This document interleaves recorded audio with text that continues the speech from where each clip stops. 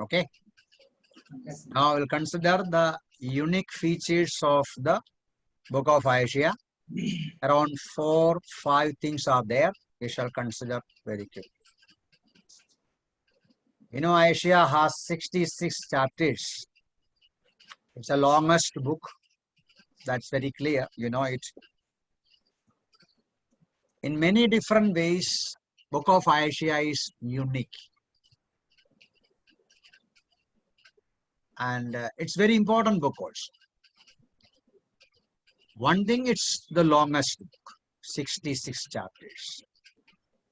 And the second major thing about the book of Isaiah is, in this book we see more about the prophecies about the Lord Jesus or the Messiah than any other book.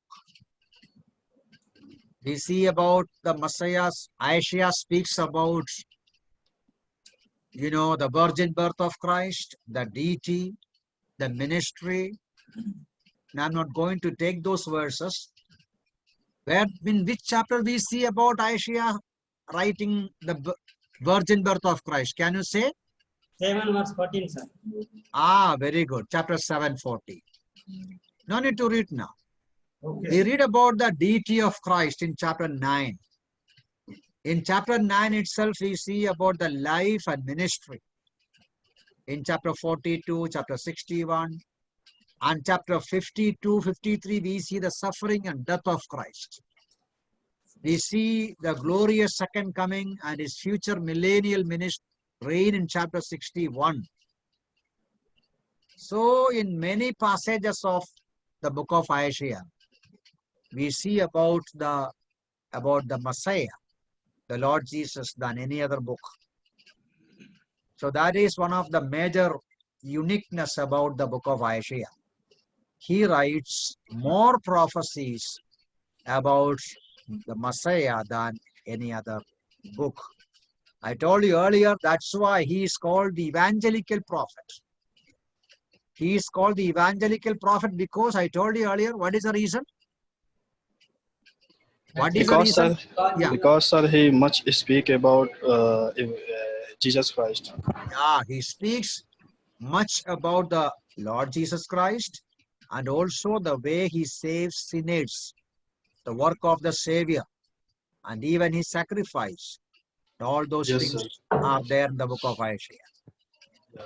The third thing that we can notice about the book of Isaiah is, he writes more topics than any other Old Testament book. See, you think about the theological topics. How many topics are there when you consider the theological topics? So many, you know. Doctrine of God, doctrine of sin, doctrine of salvation, doctrine of atonement, doctrine of Christ, even the future things, and all those things you can see in this book. Now, if we study book of Isaiah in that aspect also, it's very good. Earlier, I used to give a note on these topics.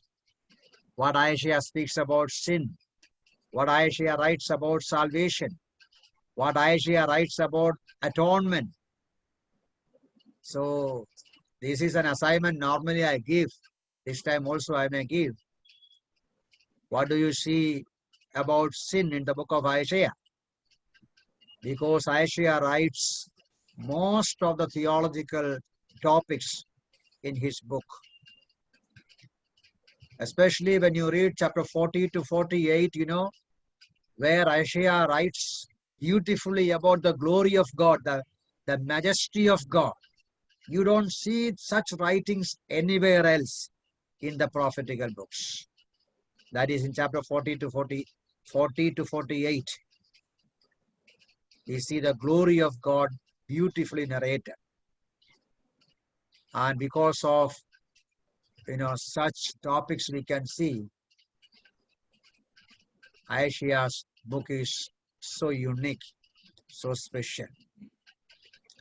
So I told you three things now. What are those three things? Somebody say?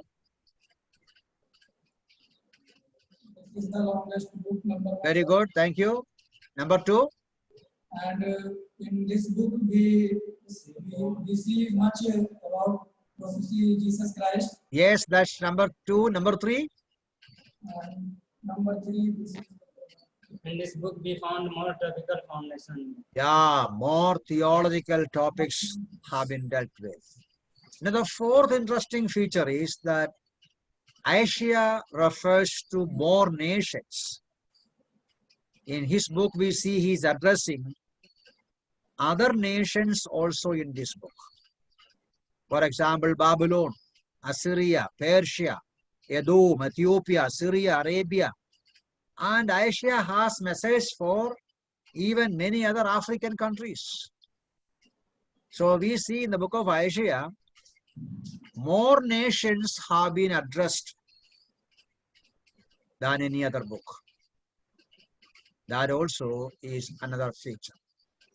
And finally, the best literary style is found in this book. Now, when you say literary style, somebody says, Isaiah used, the beauty of his style, the flexibility of treatment, the vividness of imagery, and the majesty of articulation are concerned. Book of Isaiah is unique. He used 2,186 words, but Ezekiel used only 1,535 words. Did you understand that? yes, sir. Isaiah used 2,186 words. Ezekiel used only 1,535 words. So who is better? Isaiah's writing style is much better than anybody else.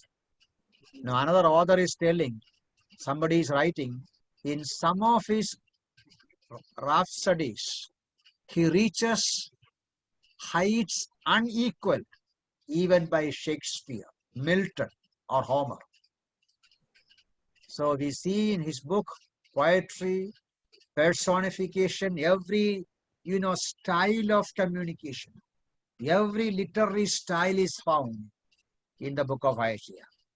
Poetry is there, personification is there, and metaphors. He uses so many metaphors, imagery, sarcasm, words play, and all those things he is writing.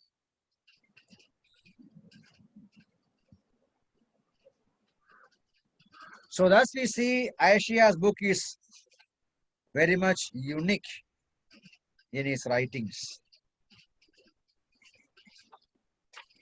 So I think that much about the, the uniqueness of Isaiah's book.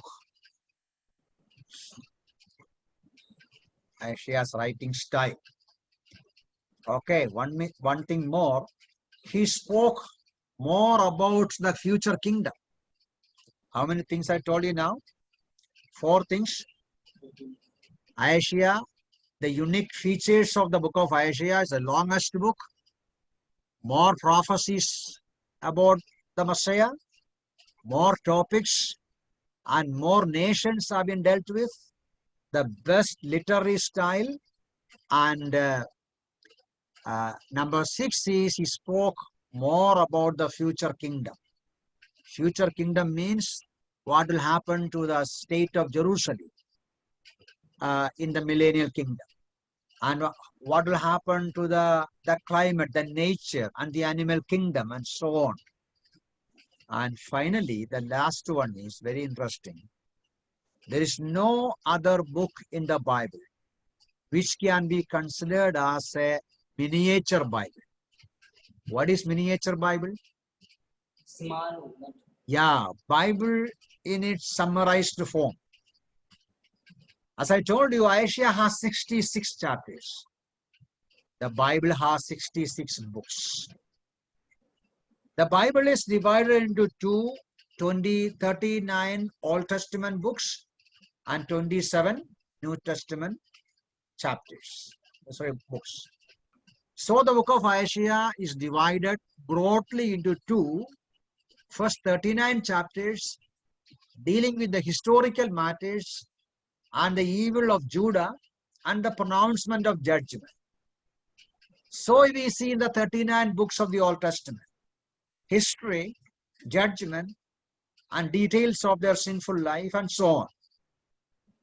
When we come to the second part of Isaiah, chapters 40 to 66, we see about salvation, redemption, restoration as a message of comfort. There we see about the Messiah and so on. Similarly in the New Testament. So we can see, just as Isaiah is divided into two, Bible is divided into two. Just as the first section of Isaiah has to do with history and the other details, in the Old Testament we have history and the other details.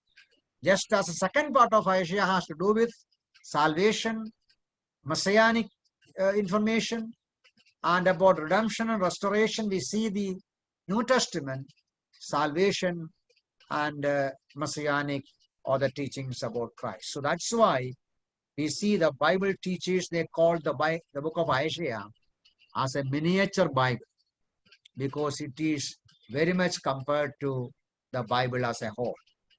Now, considering all these things and much more, we see Isaiah is actually the prince of the prophets, and the book of Isaiah is unique and wonderful. I hope with that we can go to the background of the book of Isaiah. We'll go to the background to the book of Isaiah. But before that, if you have any question, we can discuss.